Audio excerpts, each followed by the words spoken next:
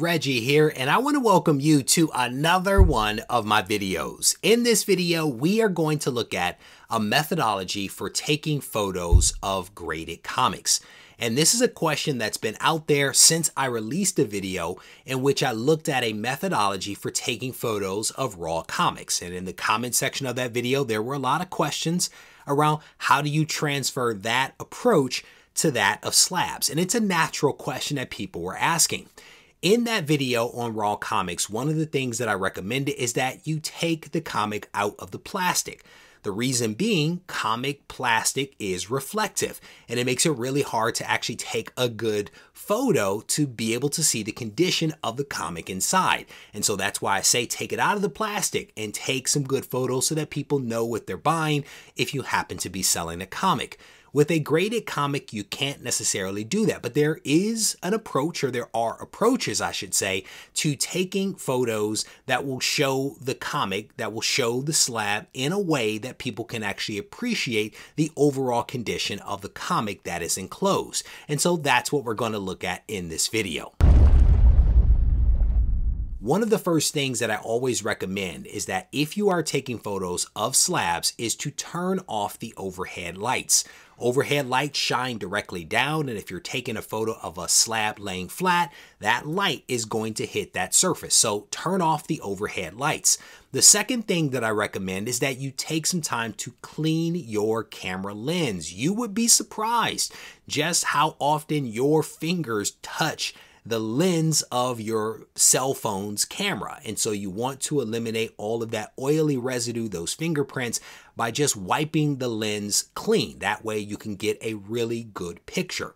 The next thing is you want to prepare the surface. And I'm using my daughter's room, specifically her carpet for this example. And what I like to do is to move all the carpet in the same direction so as to provide us with a clean surface for being able to take some good photos. To the point of light, I am directly in front of her window.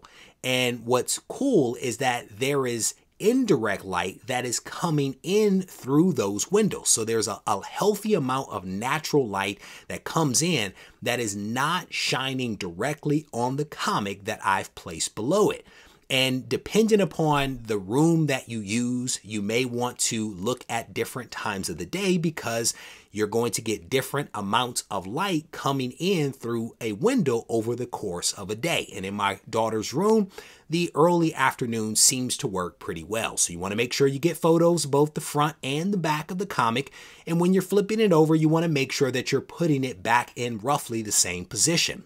One of the things that you will oftentimes see with people when they're taking photos is that they will get themselves in the photo. And so what you may have to do, depending upon how you're taking your photo, you may need to stand back away from the slab, use your camera's zoom function to zoom into the slab, and that way you can actually minimize your reflection in the surface of that comic. And it takes a little bit of practice, depending upon your arm length and all that good stuff. You don't have to be a contortionist, but you do want to be aware of your reflection in the surface of that slab. Depending upon your situation, you can always do some more creative things like using a backdrop of some sort that will give you a cleaner impression.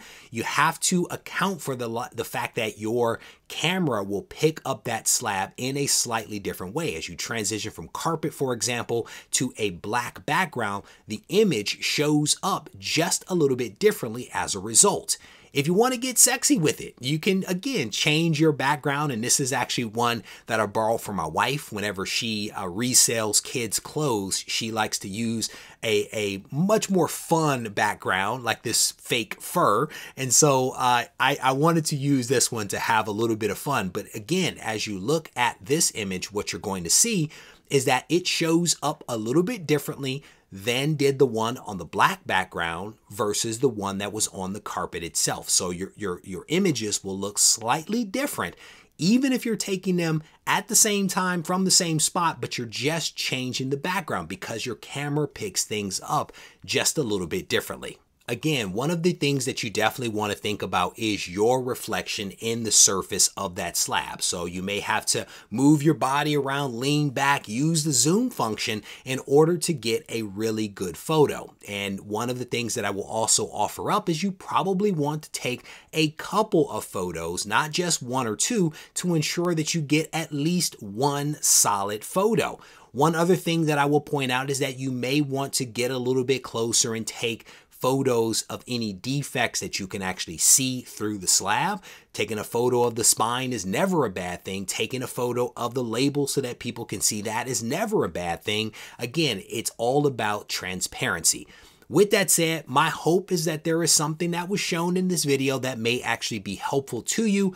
Certainly, if you have any additional tips and pointers, don't be shy about leaving those thoughts down in the comment section. Because one of the things that I recognize is that this is just one way of actually taking photos. There are lots of ways, including scanners and light boxes and several other methods that I've seen employed out there. If you need to reach out to me, feel free to do so on Instagram at Regie Collects. Take care.